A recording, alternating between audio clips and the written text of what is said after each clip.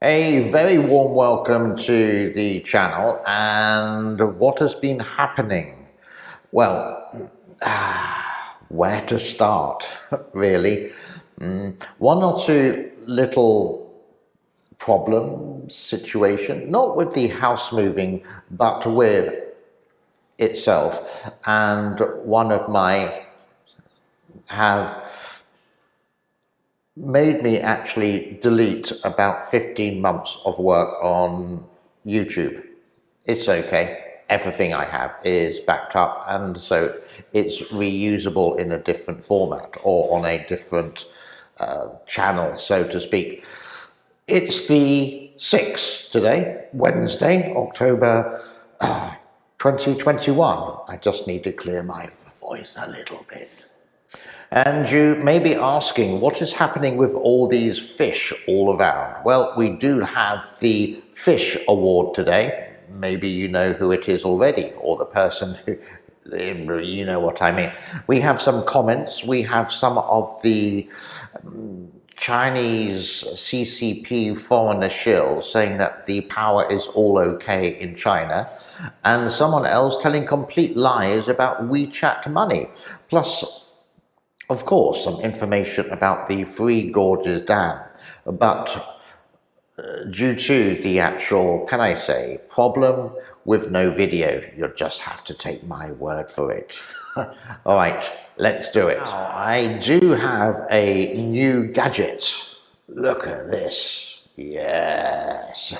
So when I'm reading the comments on my video screen, which is just there, which is out of view, I can read them nice and clearly. I forgot I completely had this.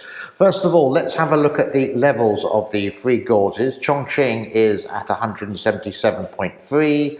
The Three Gorges itself, 167.378.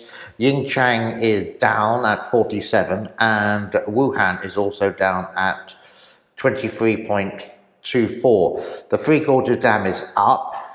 I've been out of focus for a couple of days, and Chongqing is also up as well. But let's hop into the weather and see what that is like. Okay, so the hand is always by the Three Gorges, and the weather just seems to be moving incredibly slowly from the northwest to the northeast, which we have been mentioning for a couple of days. Sort of slowly going into central China, but nothing drastic. You can see some clouds just above, you could say, Chongqing, and some stormy levels there.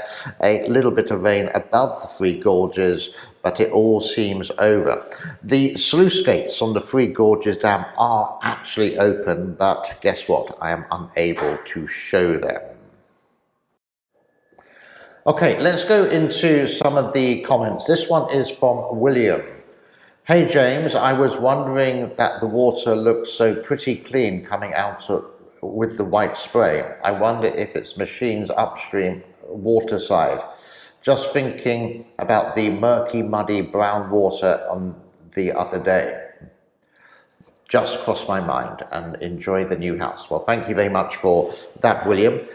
It does actually feel like they've put some squeezy into it, or some fairy liquid, or some washing up liquid to get all the dirt away, and then pushing out that clean water. And to be honest, William, I really don't know. But if anyone else does, please, that'd be very nice to leave a comment in the comment form below. Lovely jubbly. And another message, this was actually an email sent to me. You have downplayed the significance of the cracks in the Three Gorges Dam. Cracks in any dam are like a wooden stake in the heart of a vampire.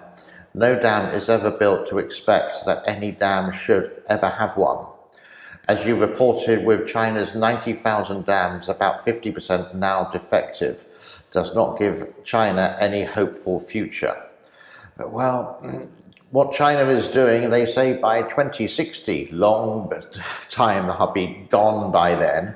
If it was 1960, I'd be something like 92 years old. And with that, they say it's going to be a fossil fuel free environment. Just wait and see. Let's move on to something related to that. So electrical problems seem to be quite serious in China at the moment, according to some of the mainstream media.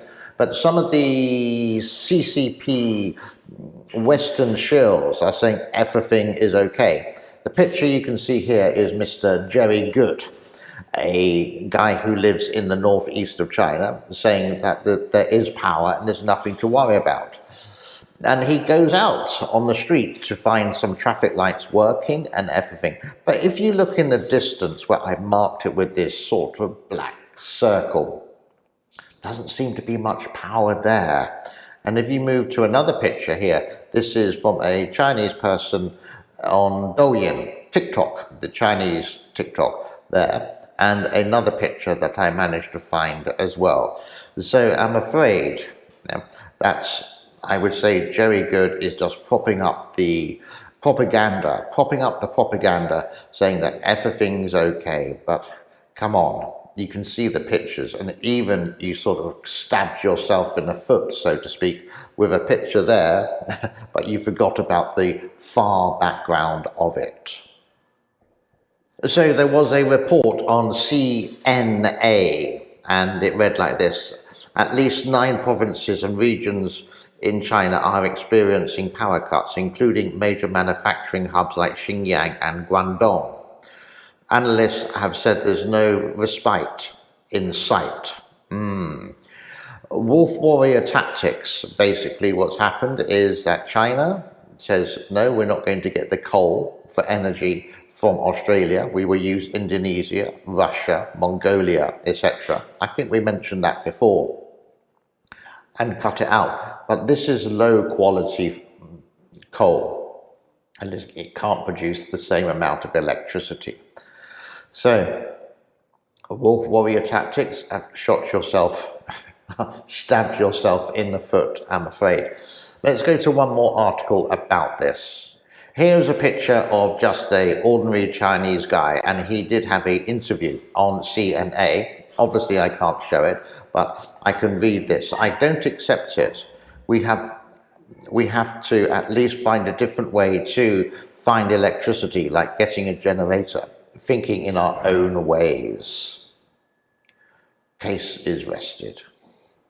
I do actually spend quite a few hours, not every day, but let's say per week, you could say China watching. And I do watch the propaganda shills. This one is called Ollie Barrett, and basically he was saying about a payment system in China called WeChat. It's something that they say is a cashless society, and near enough it is.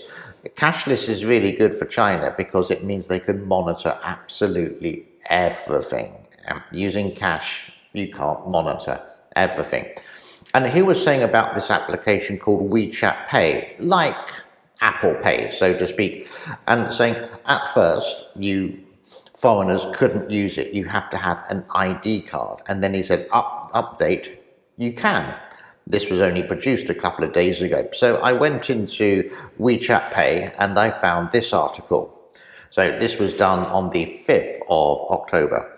According to local law requirements, you need to complete your identity information by adding mainland China Type I bank card in order to continue using WeChat Pay. To confirm your bank card type, call your bank service customer service. So, Chinese people can, foreigners can who do have a Chinese bank, but that's about it. It's just a closed society there for payments. Let's go into some of the brighter things in life, and the award of the day goes to Mark. Congratulations, Mark. I love fish and chips anytime, day or night. So, Mark, you get all these delightful fish. Congratulations.